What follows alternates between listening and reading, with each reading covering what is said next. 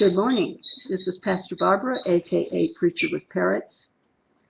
Today is the 8th of March of 2015. We've just putting up with a time change, and I was commenting because I'm doing a live broadcast at iblog.tv, and we won't be recording all the chatter and questions and comments that we'll have later. But I was mentioning to those present that I'm using two computers, one to record on iBlog, one to cast on iBlog, and one to record on YouTube. Neither computer has changed the new time, and I think it's time for me to turn that extra light off. Behind me is Daddy. For our regulars, we had 5 eggs, and Daddy and Mommy normally with cockatiels they trade off. This one just sort of took over and doesn't want Mama around, and actually he fights over it, wants to kick her off.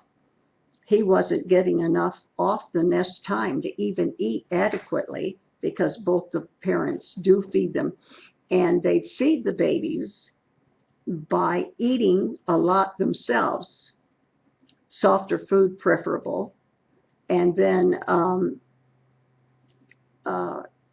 they open the mouths of the little babies and they regurgitate food which they have partially digested, and that's the way the little guys eat. So because of the problem with him wanting to be on the nest all the time and fighting, I've got them separated. So I have no clue what he might try to pull. Today, the title of this video is, and this comes, I believe, from the name of a book or play or something. I've heard it before. How do I love thee? Question mark. Let me count the ways. Our short message today is going to be about what love really is. I thought that everybody really knew. I was so surprised. As some of you know, as we approached our Sunday evening topic of the book of Romans, first chapter of Romans, we have immediately the Apostle Paul talks about homosexuality. And because it's a sensitive and delicate subject, and one that I don't ever want anything I say to be misunderstood. What I say and what I teach does not embarrass me.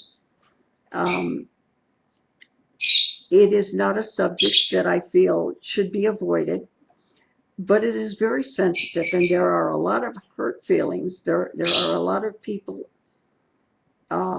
that are hypersensitive and not wanting anything I said to be misunderstood. I didn't want to get to the book of Romans until I had first put out a couple of videos as an introduction to the subject, because my teaching is done either through videos like YouTube and other places, or through live broadcasts. Well, in a live broadcast, people can come in and be there for a few minutes, or they can leave and be gone and hear only a portion of what I say. And because I would like to think that everything I say is clear and understandable, but especially on a sensitive subject, I wanted something in print and or available on something like YouTube or something similar. Uh, I don't know, Larry. It's been over 8 years now that Preacher with Parrots started out on live video. And for the 3 years or so that I was there, uh, there's something like 6 to 8 hours a week of teaching that, of course, is not available because live video folded up. Same thing happened on Stickums. When they closed, all those videos, and I had quite a bit of teaching, and there was on the same network of Stickum, there was a very large, headed up by Matthew. I believe the name of it was Gay God, and it was frequented mainly by gay people. I was looking for somebody that had all the knowledge I might need because I was new to that particular network and didn't know my way around. So I said, I'm going to find the host that has the biggest program, so that if I have a question, I can talk to somebody who really knows what it is to broadcast on this network. And became friends with the leader of this gay organization. And so when I did some teaching on that subject, about how to make a will and how to write things down so that if you're in the hospital, you can be visited by the people you want to visit you, and you don't want people, just because they're related to you, making decisions that may not be in line with your thinking. So some of that, it was a lot of good resources for all people, regardless of sexual orientation, but they're gone. So I'm hoping that this stays around. All right, I want to begin by what love isn't. Until I made these first, I guess there are 3 videos now, and started getting some feedback, I didn't realize how much lack of understanding about love really most people have. I thought we all understood what love was. And my regulars have heard me mention 4 kinds. And I'll just mention them before I start reading what I want to read in the book of 1 Corinthians. There's agape, or agape, love, which is the love of God the Father, God the Son, God the Holy Spirit toward we human beings. There's filial love, which is the love that parents have for their children, children for their parents, siblings for each other. Even though you might grow up and move far away and have totally different interests and so forth, there's something about being family that even though you're different, when push comes to shove, you are family. And it's a different type of love than agape love, in which the Bible says God loved us when we were unlovable and not even interested in Him. He still loved us, and God the Son gave His life for us. Then we have erotic love, which is tied up into feelings of caring for, wanting to be with, enjoying the presence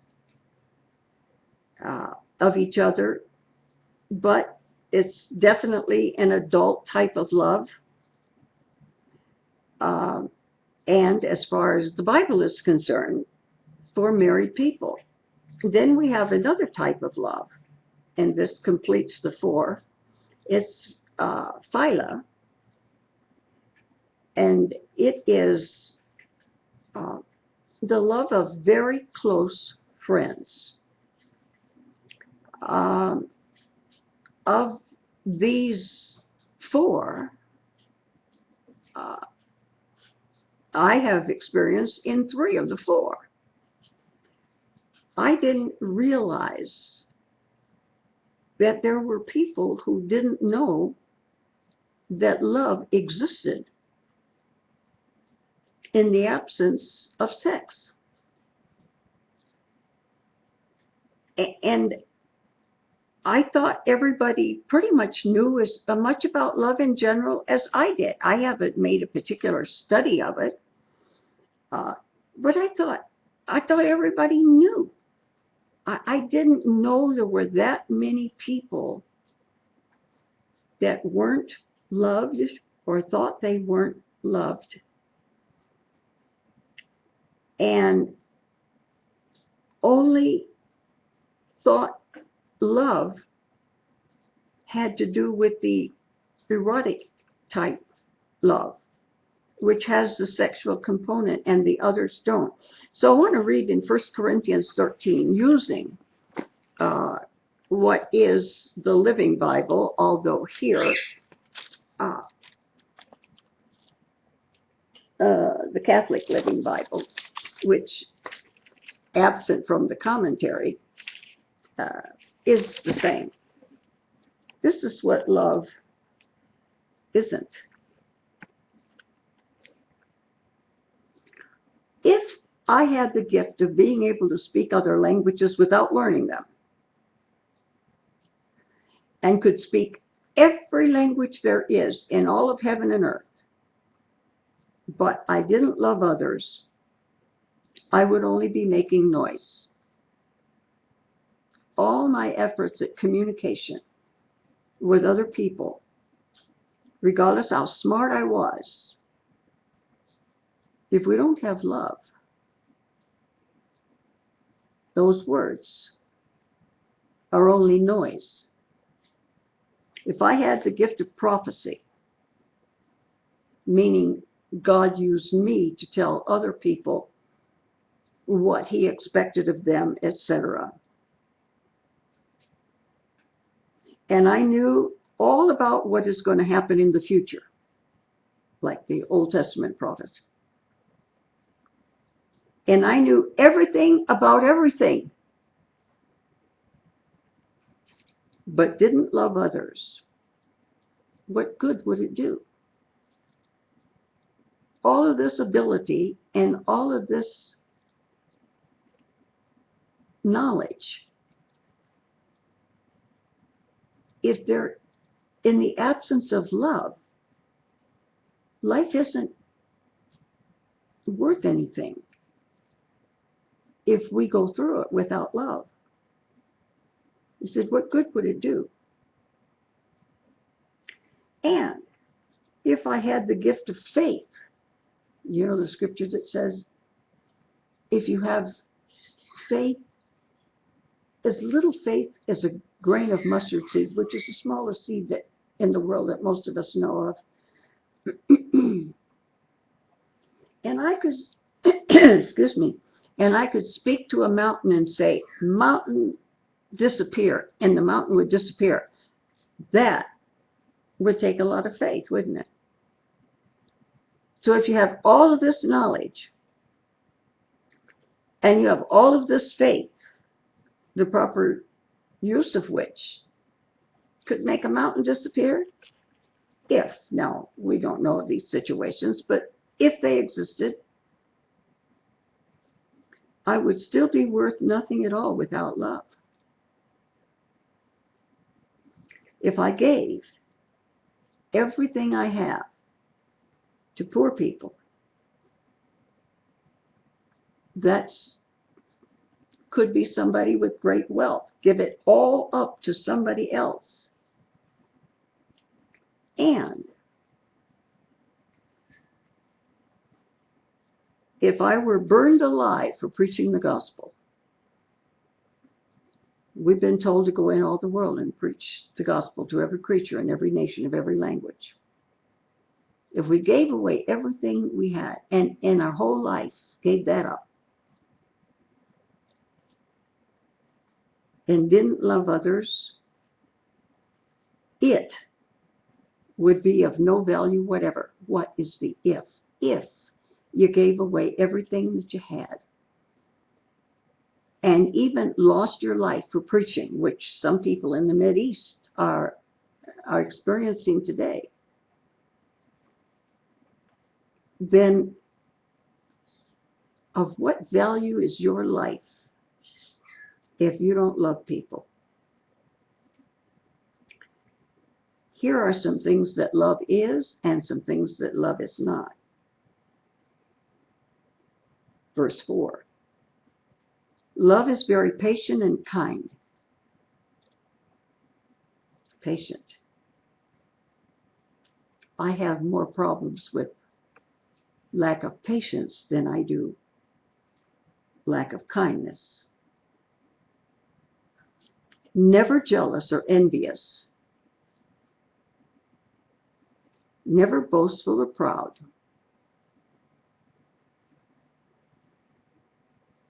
Never haughty or selfish or rude.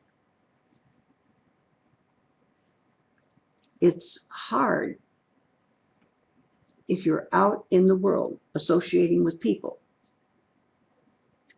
And in my case, it's usually going to the grocery store, going to the pharmacy, going to a thrift store, going to the gym, to the spa. Can you go through a day of associating with other people and somebody's not rude? If somebody's rude, they do it in absence of love. Because it says it's never haughty or selfish. Selfish is I want for me, but not for you. I want good things to come my way. I want to have things. If you have things, I don't care whether you have them or not. I want things. And being rude, well, it's expressing myself. It's difficult if you meet up with a number of people in one day and you don't find some that are rude or some that could care less about you when they only care about themselves, because there are some people like that. Love does not demand its own way. If you love somebody, you don't have to have your own way. Because if you really love somebody, you want them to have their way. It's not boastful or proud. Well, that cuts out most people, most of us know, right?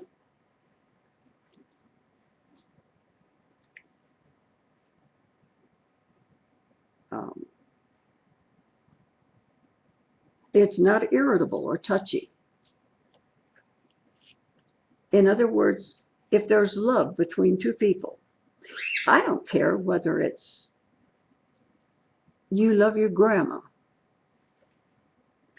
or you're young and there's puppy love with a 12 and 13-year-old involved. It doesn't make any difference what kind of love. But how many people that we know are so touchy? You can hardly have a conversation with them because they're misinterpreting, or you're afraid they might misinterpret some of the things you meet. You have to be so careful what words you choose to use in the construction of a sentence because they're irritable or they're touchy. Love does not hold grudges. Well, I'll never forgive you for that. I'll never forget, 60, 70, 80 years ago, you said such and such. And you don't even remember saying it, but somebody remembers it. They hold grudges. Love hardly notices it when somebody does something wrong. Somebody may want to hurt you. But if you're a person who experiences love, you say, oh, they probably didn't mean anything by that.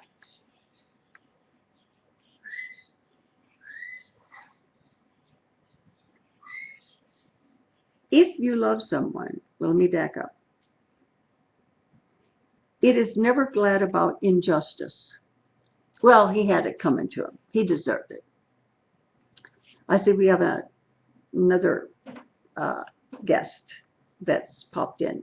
Have you ever been in one of my programs before, guest? If you feel like answering, just type in the chat box. In the meantime, as well as it's your first time.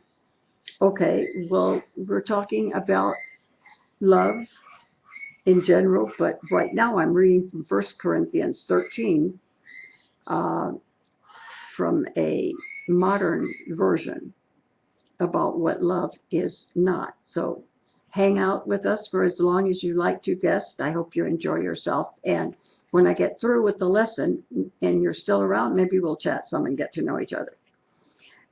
If you love somebody, you will be loyal to him no matter what the cost. There are people that will love you as long as they like what you do, they agree with you, you're nice to them. But real love doesn't change when another person's actions change. If we go to filial love, family love, mother doesn't stop loving her child because the child was grouchy today and said, I hate you. There isn't a kid that at some time or another hasn't said that, sometimes barely under the breath. But a loving parent does not hold that against a child. And if you love someone, you will be loyal to them no matter what the cost. You will defend them if you hear people in a restaurant or someplace and you realize, oh, they're talking about somebody I love. You're not going to let them lie or misinterpret or share those things with somebody else, not if you love them. And that's what we're talking about today, is what real love is. And we have mentioned that there are 4 kinds. There is God's love for us, agape love. There is family, among the immediate family, filial love. Parents, children, siblings. Then there is filial love, that love of a close friend that you are so comfortable with. You can say whatever comes out of your mouth, but because there's love, they're going to know what you mean. Not what comes out of your mouth at the time, but because they know you and love you. That's part of their love for you, is trusting and accepting people as they are. And that doesn't necessarily mean trying to change them. You'll always believe in them. You will expect the best of them, and you'll always stand your ground in defending them. Now, it talks about the spiritual gifts that we mentioned before. If you had faith enough to move a mountain, it says, and we're now in verse 8, all the special gifts, that's the gifts of the Spirit, the gift of healing, the gift of discerning of spirits, miracles, um, the gift of preaching, the gift of prophecy. If you had all of those, and very few people have even one or two of those. But verse 8 says, all the special gifts and powers from God will someday come to an end. There's two things on earth that we can expect to have in heaven, and two things that are heavenly that we can have on earth. All the rest of it is different. Heaven is that different from earth. One of those is love. Everyone in heaven will love everybody else in heaven. And everybody in heaven will be loved. Nobody's going to be lonely or unloved in heaven.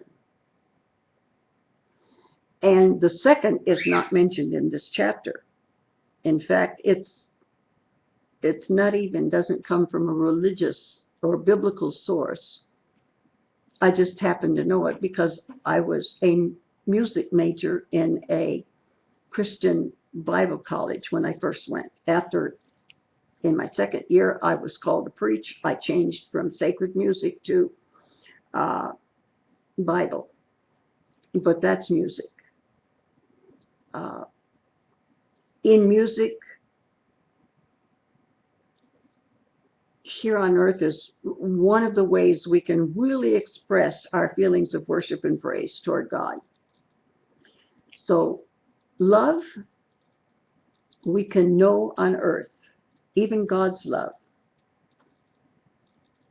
We can know on earth, and we will still have that same love in heaven. And music is the one gift that we have on earth that we can take to heaven with us. It says, all these gifts of the Spirit and all the power, God gave his apostles ability to heal the sick, pray for those that needed answers to their prayers. He said, all the special gifts and powers from God will one day come to an end, but love goes on forever. If you love somebody, you'll be loyal to him no matter what the cost.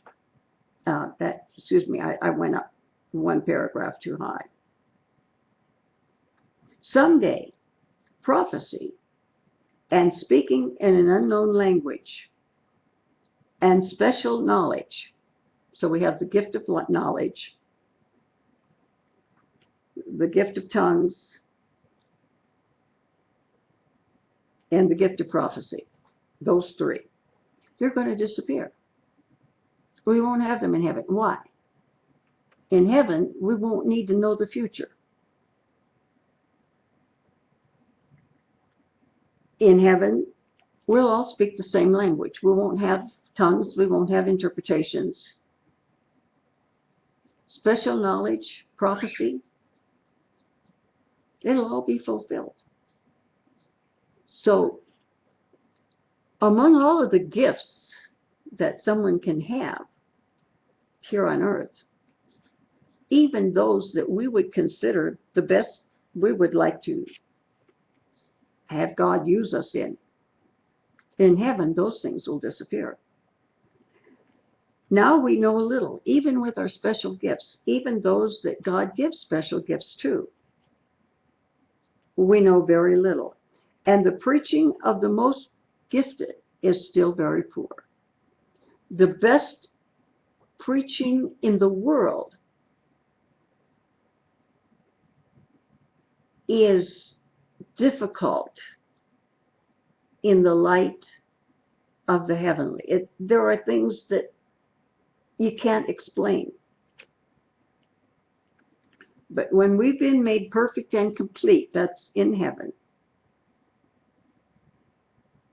then the need for these inadequate special gifts will come to an end and they will disappear. We won't need them in heaven. It's like this. When I was a child, I spoke and thought and reasoned as a child. If you an adult says something and writes it down and types it out. So all you're looking at is a font on a computer or something written on a piece of paper. But you're a child. First of all, you reason as a child.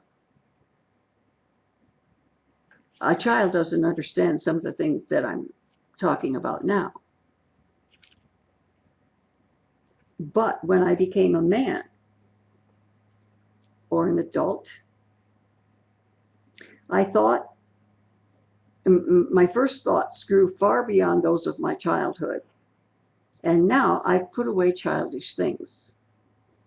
My toy, your toy. If we don't play by my rules, I'm taking my football and I'm going home. In the same way, we can see and understand only a little about God now. Even those that have studied. I went to Bible college for 4 years. I have 2 university degrees. I don't say those things to say or to try to impress you that I'm smart, because first of all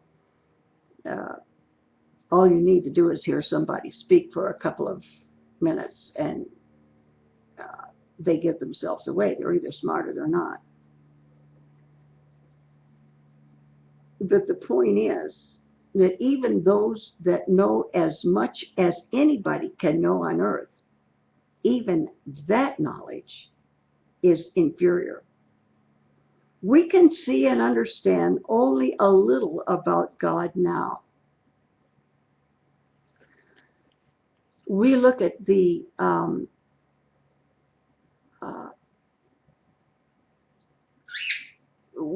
those that are most gifted at explaining things,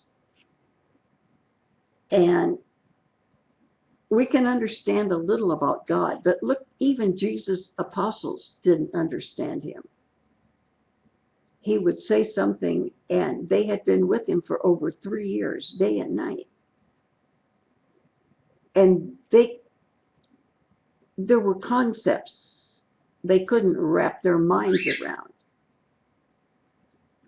In the same way, we can see and understand only a little about God now, as if we were peering in the reflection of a very poor mirror. Years ago, remember when we discussed the making of the tabernacle, and the metal in the laver, shiny metal sometimes looks like a poor mirror. Or you can bend over a river or a pool and you can get a reflection of yourself. But it isn't a good reflection. The pixels just aren't there. We can see and understand only a little about God now, as if we were peering, P-E-E-R-I-N-G, in a reflection in a poor mirror. But someday, we're going to see him in his completeness, face to face. Our idea of God now is blurred. The colors aren't there, or they're not brilliant. But one day we'll see him face to face, more clear than what you're able to see me now. Now, all I know is hazy and blurred. But when everything is understood clearly, just as clearly as God sees my heart right now, 3 things remain: faith, hope, love. Faith, we already said, faith that can move mountains, and hope. In heaven, there will be no need to move mountains. There will be no need to have faith. Our understanding of God and all of our needs will be met. So faith, we won't need. Hope, all the things we hoped for will be evident. Love, of these three, the greatest is love.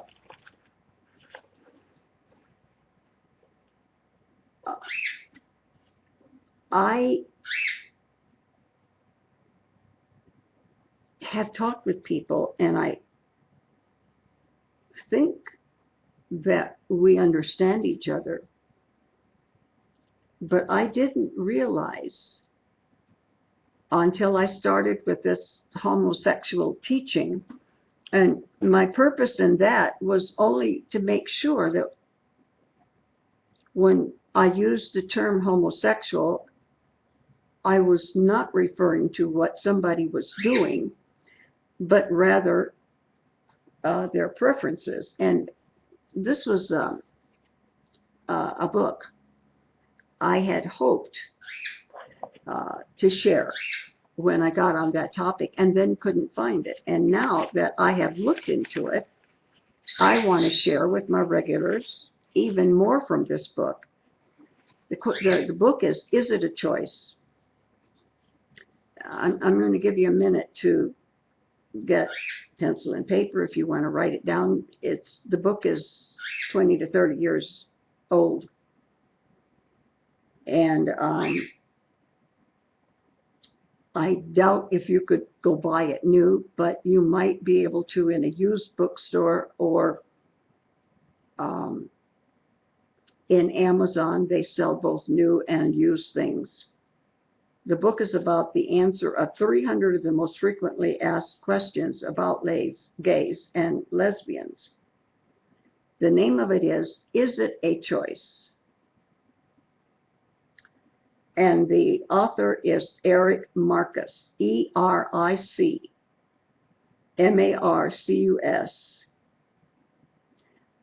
The publishing company is Harper from San Francisco, and that's a division of HarperCollins Publishers. And the date of which you need, or which is helpful if you're trying to track down something, that it was copyrighted by Eric Marcus in 1993. I think this book, and it's neither pro nor con, it's just simply a book with information. If you're a person that loves people and you care about people, you don't want to be rude without meaning to be rude, and you don't want to be misunderstood. And sometimes we ask questions that hurt other people's feelings. Our intention is not to hurt anybody's feelings, but sometimes we do without meaning to. There are parents that don't know how to react when their son or daughter comes, quote unquote, out of the closet. It's just a book about information. It's not a book. It certainly is not a book about sermons. But I think for anybody that wants to have an ongoing friendship with somebody, and in order to make that the best friendship possible, you want information, I think it's a very good book. I'm sure there are many others. For the reasons I've mentioned, I like this particular book. I did, however, when I finally found it the other day,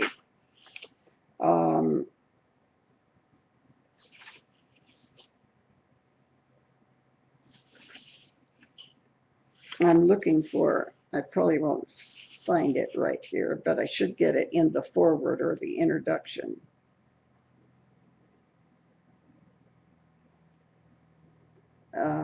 At any rate, can't find it right now. It has to do with, and anybody who writes a book, I've authored 2, both in Spanish, one in this country and one was published in Mexico.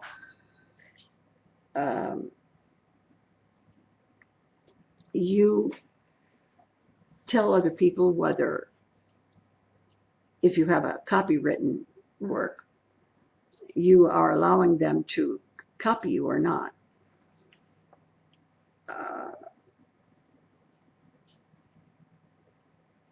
I saw some information on the back and I thought maybe that would, okay.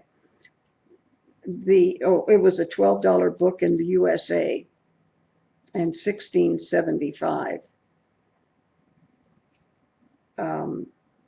in Canada. The long and the short of what I'm trying to say is, the way to quote from this book, which if I tell you, read from it and tell you what it says, requires certain things, and I wouldn't want to use somebody else's information, certainly not plagiarize and act as though it were mine.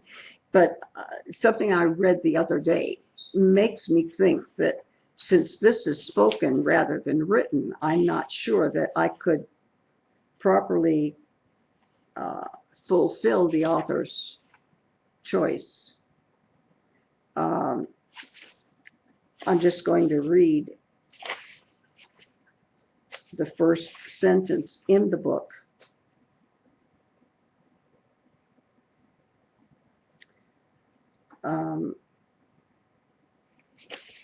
That's the introduction. Okay. First topic and first sentence. Topic: what is a homosexual? You can't have a conversation if you're not using the same language. A homosexual person is a man or woman whose feelings of sexual attraction are for someone of the same sex. The first, it was used in 1869 for the first time. And I think if I read any more from it, I might be doing something which is inappropriate, misusing somebody's oh, okay, we have another guest. And it has a comment which has nothing to do with what I'm talking about. Maybe we'll chat after I finish the lesson and close the video that we're making at this time on YouTube. But I do recommend that book, and I'm sure there are others.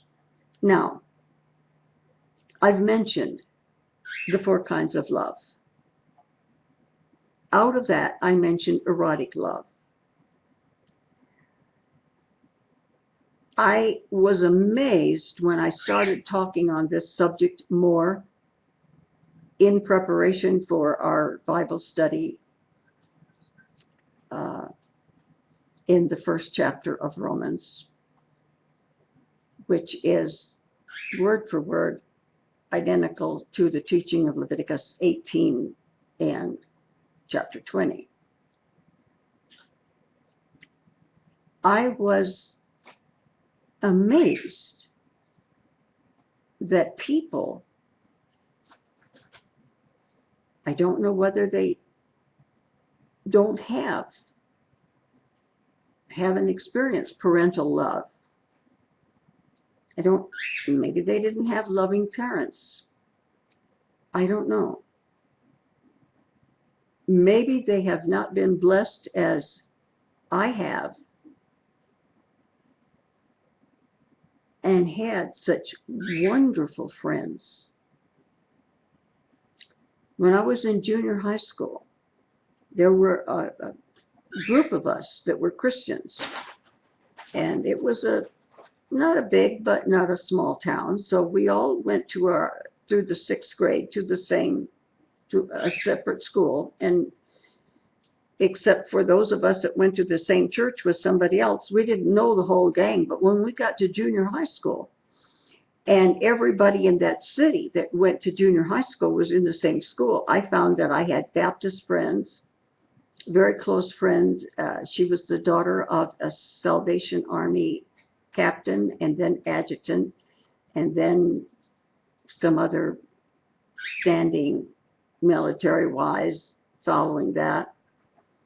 Another close friend was Christian Missionary Alliance.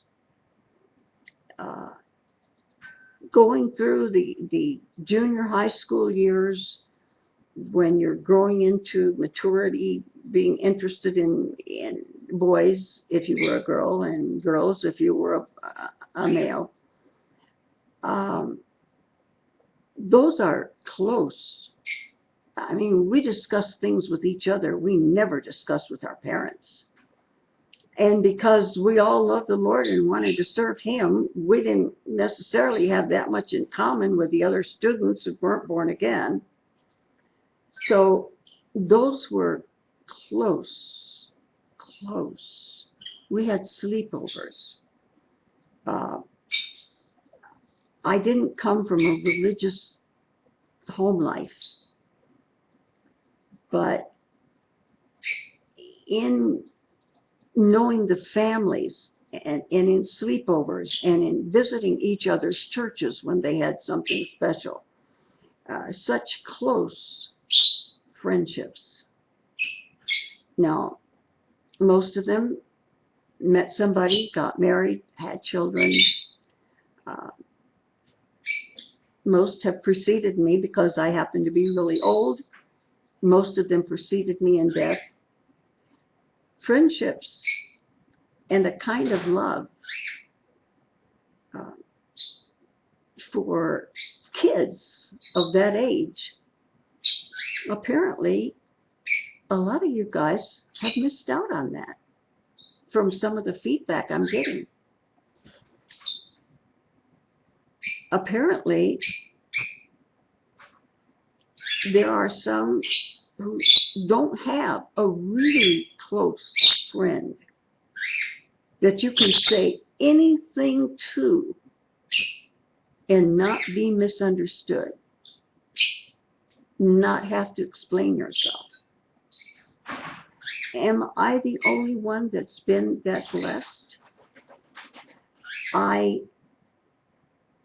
think I was in the 6th grade when a boy walked me home. Maybe I was in the 7th. When a boy walked me home and carried my books. That would have been in the early 40s. Did the rest lose out on it? Do the rest not having a loving grandma and grandpa that I had? Because I'm getting some feedback that's, well, I don't have a sexual partner and I miss being loved.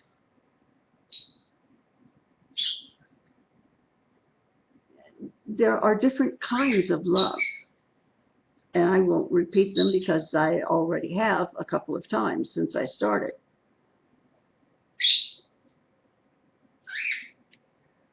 There are people,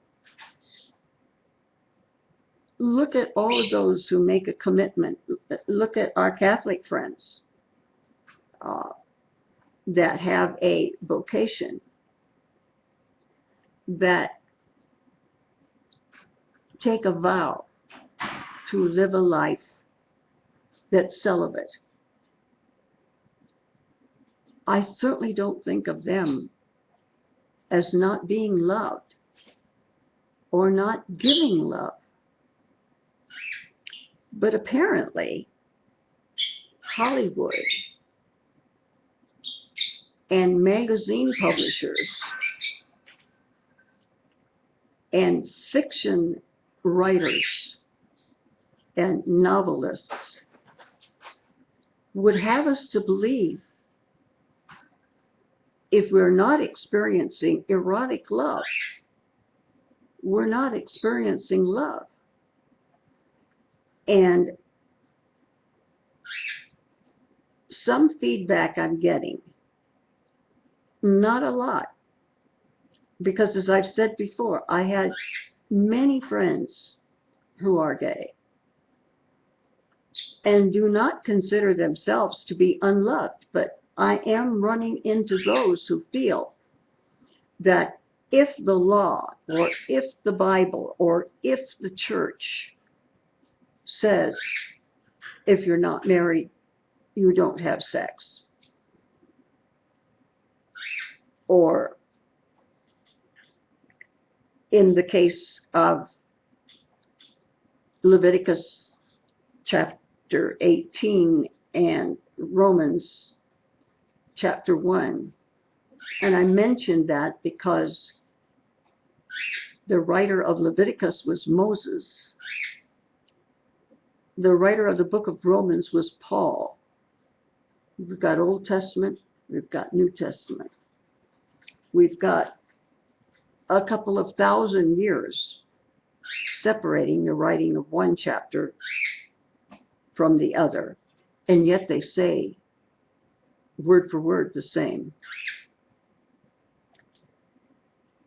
And we have people saying God's not being fair because he's withholding love. I love so many people, and I am loved and have been loved throughout my lifetime and shared love. The fact that it hasn't been the erotic love, it's either been filial with my father and my grandparents and my aunts and uncles on that side of my family.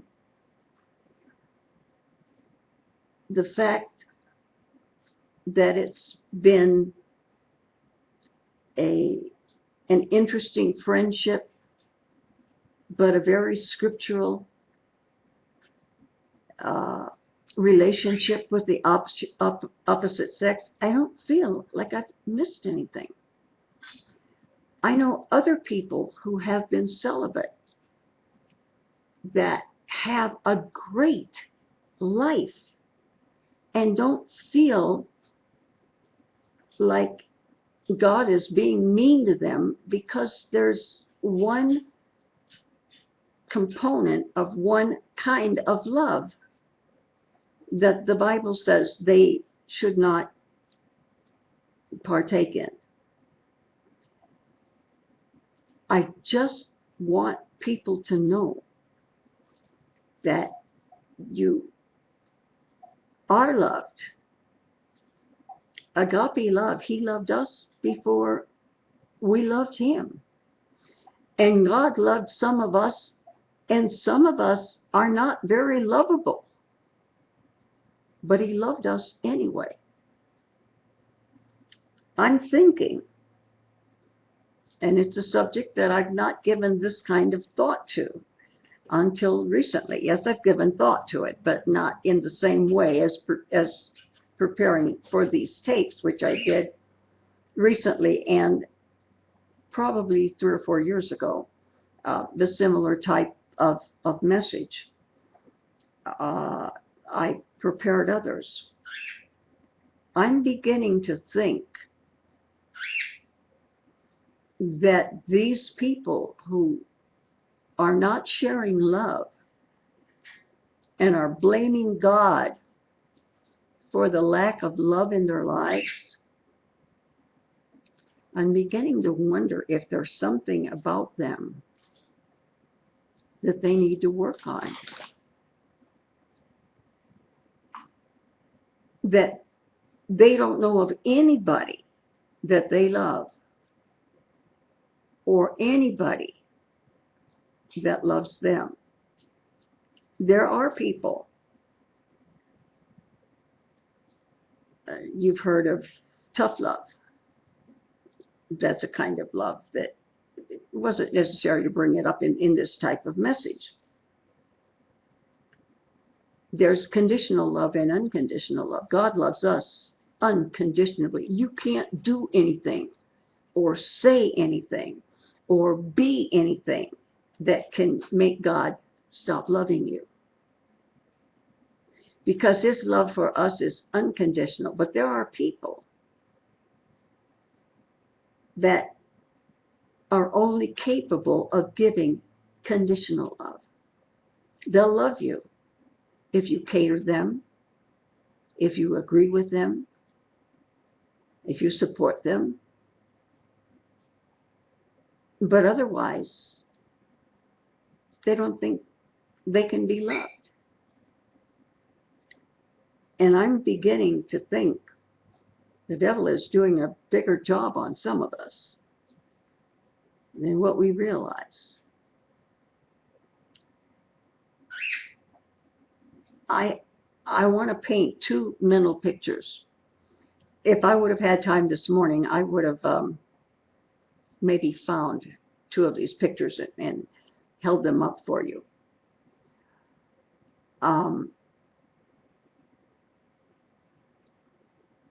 Let me paint two pictures. And then don't answer me, but in your own mind, decide what is love. Picture this.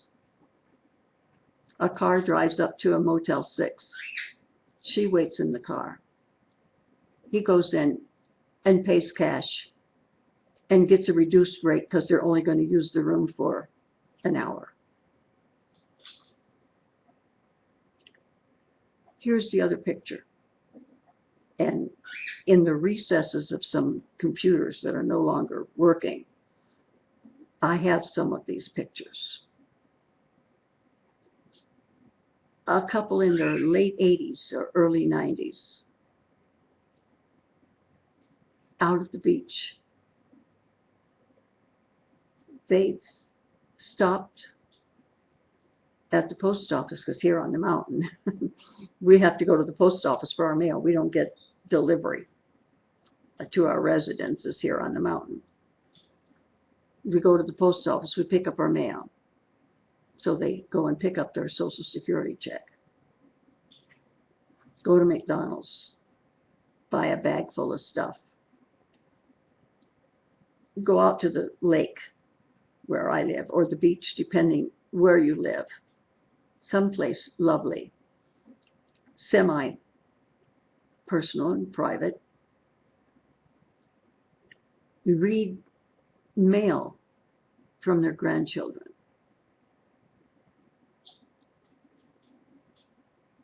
Talk about 60 years plus of marriage,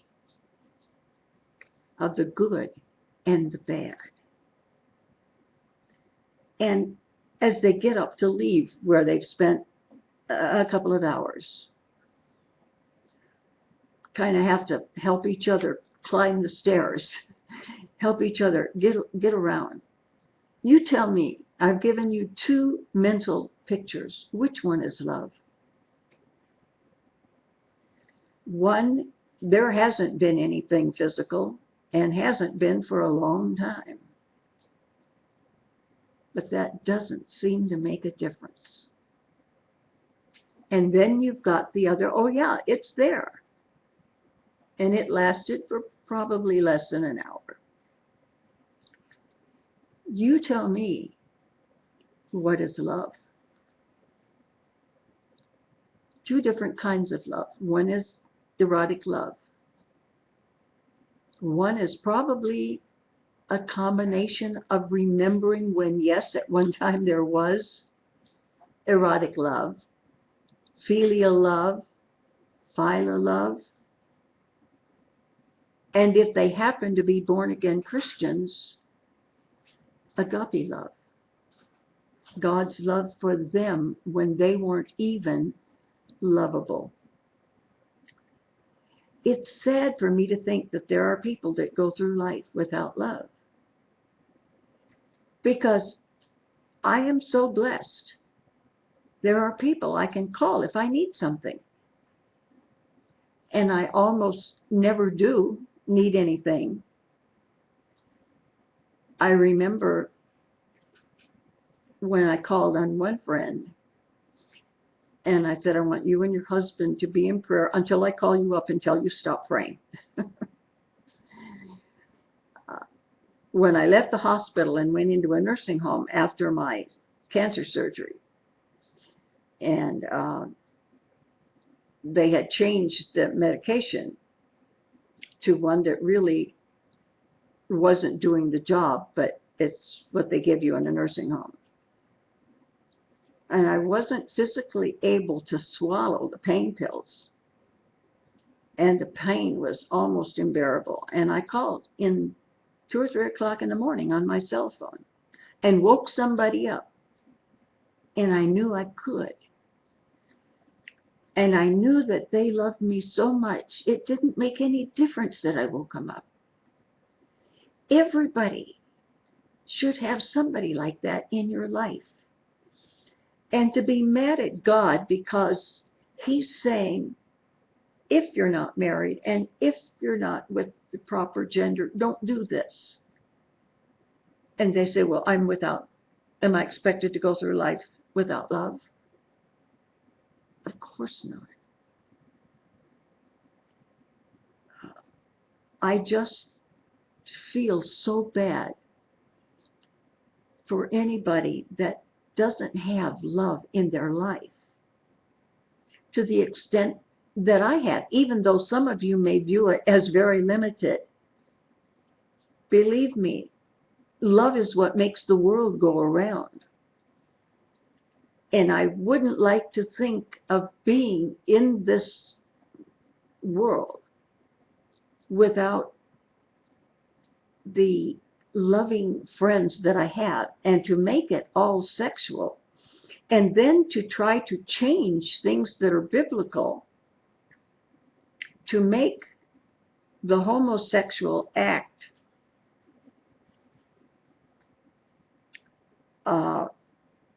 let's say, I'm not saying this very well, to make it acceptable.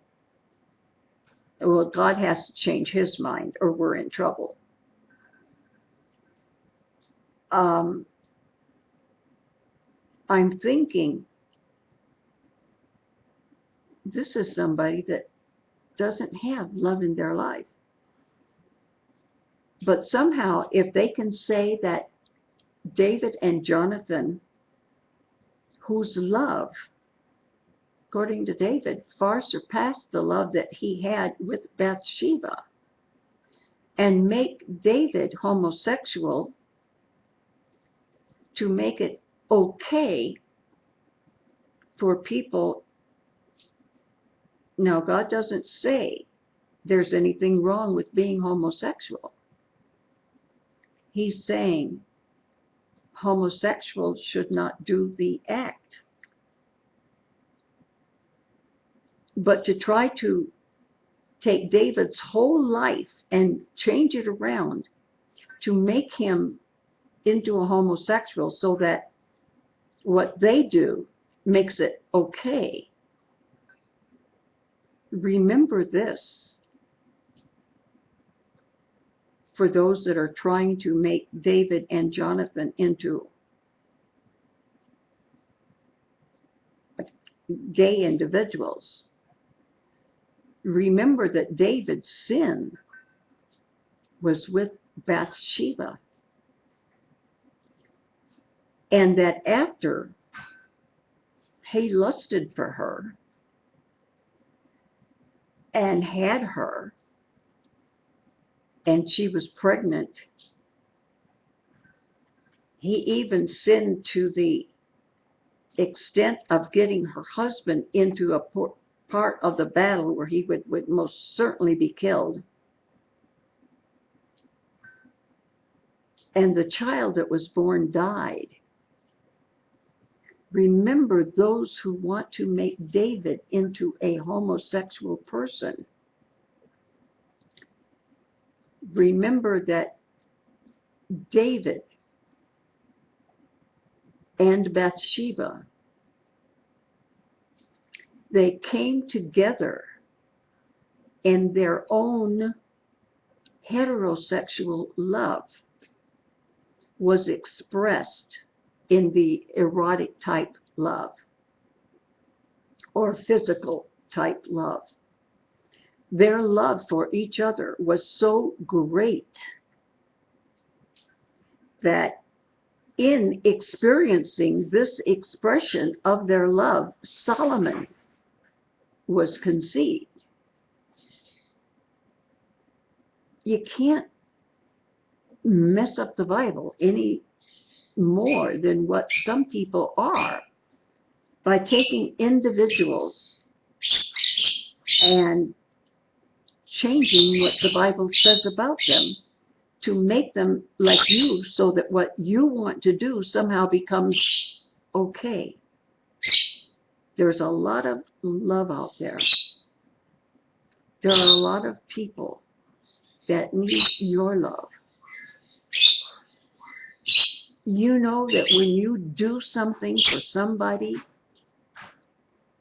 the joy you get from it is so much greater than having people do stuff for you. We need love in our life.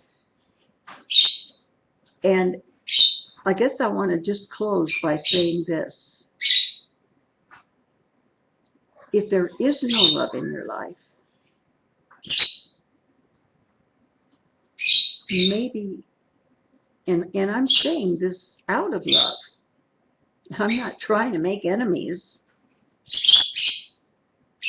If you can't find someone to love, and you don't love people, maybe you need to start asking God to help you realize, what is there about me that I can't give and take and exchange love? My title is, How Do I Love Thee? Is it agape love? Is it filial love? Is it philo love? Is it the love among close, tight friends? Let me count the ways. Some of them are love. Some of them are pleasure for a moment and have nothing to do with love. I understand from reading books like this and other things in research that in roadside parks, in restrooms, it's possible to have something that lasts that long. By evening, you don't even know what they looked like. Come on. You really don't think that's love, do you? Wouldn't you like to have and share love with somebody that they would do anything for you without asking questions, without judging you, that you love somebody that much, that somebody loves you that much? And as it is with most cases, I hope that you have a friendship and a love that if you have a male/female relationship, that it leads to marriage and filial love where you raise your own family. Not everybody has that kind of love. Some who begin with it are not successful in maintaining it. Very few people have it throughout their entire lifetime. But there's all kinds of love. And, hey, it's what makes the world go round. If you don't have people that you share love with, I pray that that will be rectified soon. And above everything else, remember, He loved us. before we loved Him. Until the next video, blessings on you.